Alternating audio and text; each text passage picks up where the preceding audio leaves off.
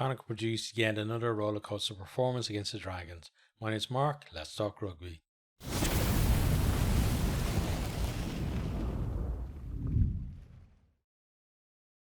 Connacht, they start this one fairly well, get themselves into decent position.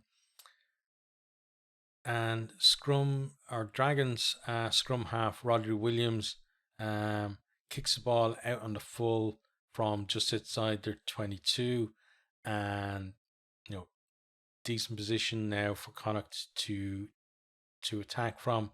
We have some good carries from them, get themselves fairly close, and then Hurley Langton stretches out to score. He showed some really good strength as well there to hold off some tacklers. Hanrahan converts for 7 points to 0, and then Dragons, they hit back straight away.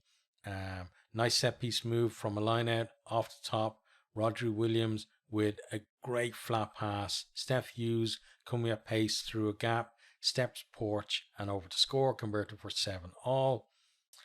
Farrell then with a good carry, nice feet and some power, and Connacht work it to within maybe 5 meters on the line, but then Elliot D gets over the ball to win a penalty. I thought he had a very decent game for the Dragons. Conor Oliver then carries well off the back of a maul. Devine then just weaves his way close to the line. Then Bealium gets over to score, converted for 14-7. Connacht again on the Dragons line. Some big carries tying the defence, and Connacht go to the left. Aki with a nice ball over the top. Porch collects it and goes over to score in the corner. Hanrahan hits the post with a touchdown conversion, 19-7. And it feels like it should be a comfortable lead, but this is Connacht, and Connacht fans know it's not gonna be that easy. Dragons, they go up the line for a penalty after a high tackle from Hanrahan to secure the line out, set up them all. They get a bit of a shove, and then Williams steps and then scores. Evans converts 19-14, and that was a halftime score. Into the second half, Connacht, they get a penalty for a dangerous clear out, then another at the maul, and now they're able to go to the corner. Dragons infringe in the maul. Elliot D, he goes to the bin. Connacht go back into the corner. They maul it over this time, and Heffernan scores the bonus point try. Hanrahan again hits the post with a conversion, so it's 24 points to 14. Aki then with hands on the floor. It's just outside the 22, straight in front. Evans converts it for 24 points to 17. Dragons then attack off a scrum. Lovely dab through by Jordan Williams. Dyer has the pace to get there first, and then does really well to dot it down to score. Evans converts from the touchdown, 24-all, and we're all tied up in the game. Connacht then get a penalty for an early engage at the scrum for the Dragons front row. Hanrahan pops it over from in front, 27 points to 24. Evans then brings us back level after Connacht are caught offside, 27-all. We then have a long delay for treatment to Hanrahan. Looks like a nasty injury, and just wish him a speedy recovery. Connacht then coming forward, looking for the score that might win it for them. We have a TMO check for a high tackle. Ben Carter on Jennings. It's shoulder to head, no mitigation, high degree of danger, so it's a red card.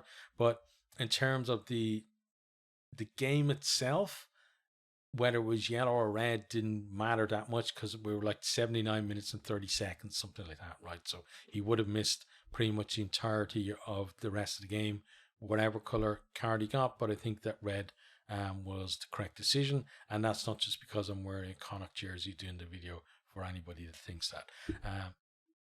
Connacht then go up the line, set them all.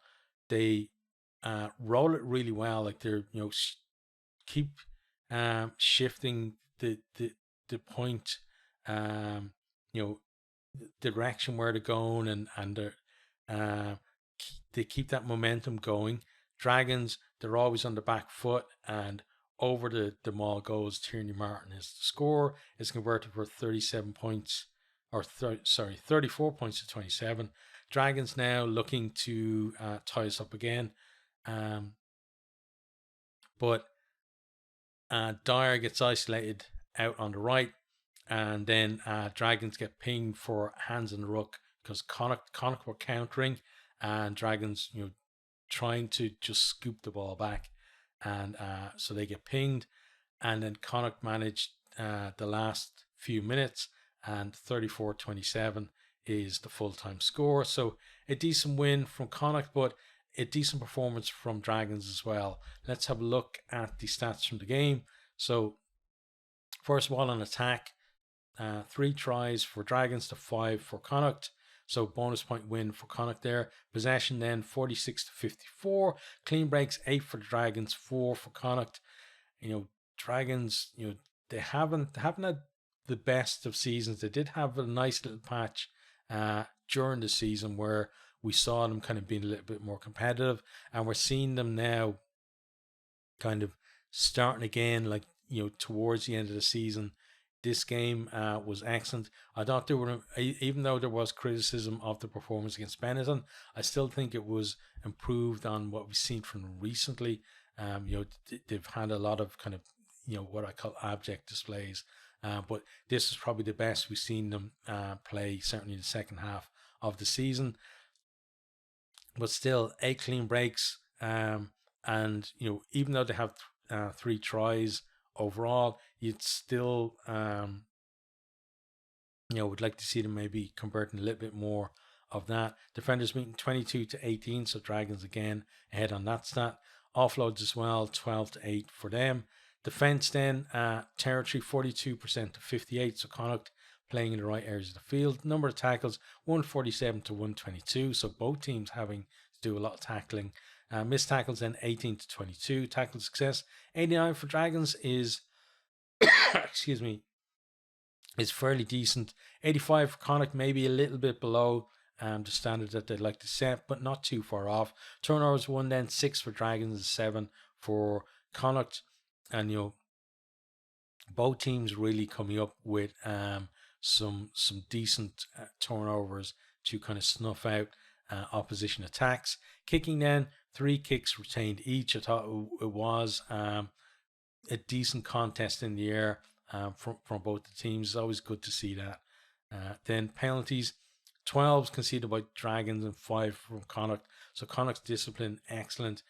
Dragons did want, they really want to get that into single figures if they got ambitions to win another game before the end of the season. In terms of players then, we got successful carries.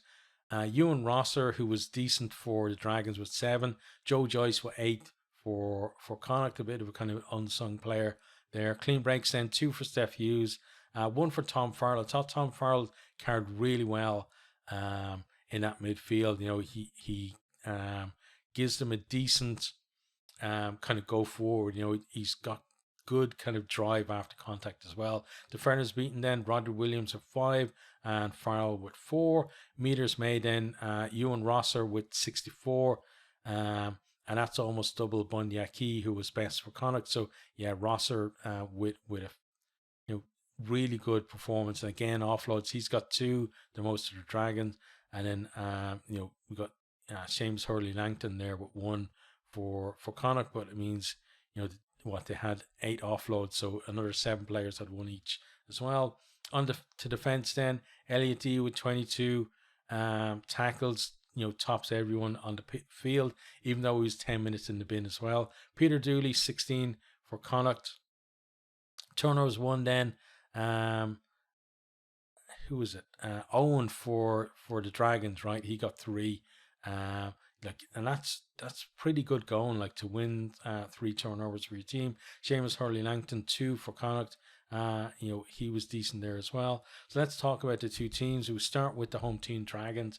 So again, for me, much improved in terms of their performance compared to what we've seen from them. Certainly in the second half of the season and for most of the season, honestly. But you need to see more consistency from the team as well. You don't want to see where the players are getting up for this game and not up for all of the games as well. Now Connacht are also guilty of not being as consistent as maybe as they should be, but Dragons, we see a lot of it where they might have like a period in the game where you can see the potential that's there if they're able to produce like an 80-minute performance based on the back of that. But we want to see this league being completely competitive from top to bottom, and that means that we don't want to see the likes of Dragons or Zebre down there at the bottom for the whole season, and a lot of teams seeing, oh, we're playing the Dragons this week, that should be a bonus point win. We don't want that to happen, especially if they're going away, or if Dragons are home and the opposition have to go away. They shouldn't really be looking at it as a banker 5 points to them. So hopefully this performance is a sign of what we're going to see for the Dragons. Maybe not for the rest of the season, but certainly pointed towards maybe some improvement from them next season.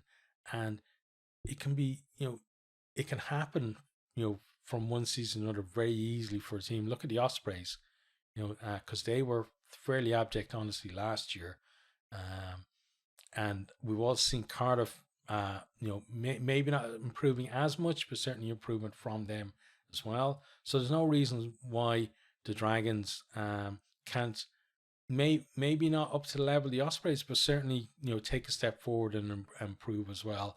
I know there are problems with budgets and all the crap that's going on in Welsh rugby, but still, there's always that. I feel that if you get good people in place, and even with all the constraints that are there, they can still have a positive impact. And hopefully that happens for the Dragons, because it feels like there are some good people around the place there. And I would like to see them honestly improving. On to Connacht then. So again, heart attack machines. Really, that's what they are, right? Just every week they put their fans through the ringer. And they did it again in this one. They were looking for the teams to do them a favor over the weekend, and maybe make it a little bit easier to make ground on the rivals. That didn't happen, but in the end, Connacht come through and they got the win themselves. It was good to see Porch back in the team, because anytime I see him playing for Connacht, I've been impressed with him. He's got decent pace, he's got good positioning, and defensively as well. He's normally pretty solid too, and he's a guy that kind of goes looking for work as well. He's not a guy who kind of waits around for the game to come to him. He likes to get involved. So it was great to see him doing that.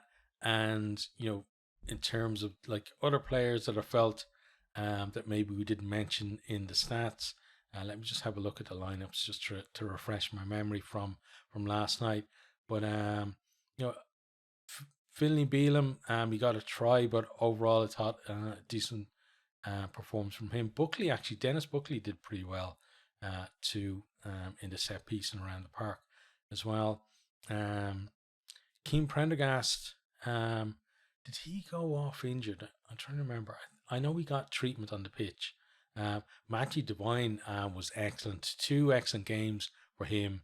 The last couple of games out, so he's been brilliant.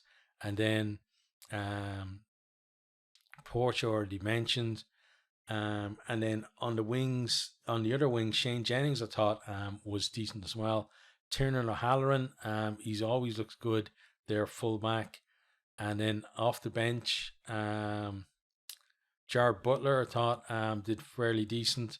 Kennan Blade kind of was hit and miss a little bit. He had some decent impact, but he did make a couple of mistakes as well.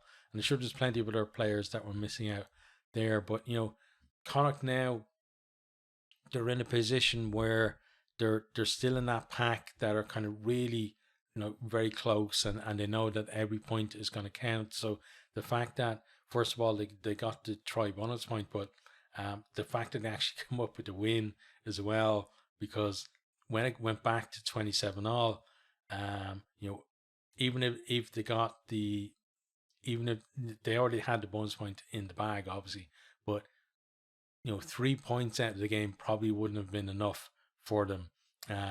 They were going for that 5 points, and there was potential as well for them to lose the game and only come out maybe with 2 points instead. So the fact that they're able to get in for that try at the end, and manage the game as well to get that win, is a good sign for them. But there's still plenty more work for them to do to ensure that they make the playoffs at the end of the season.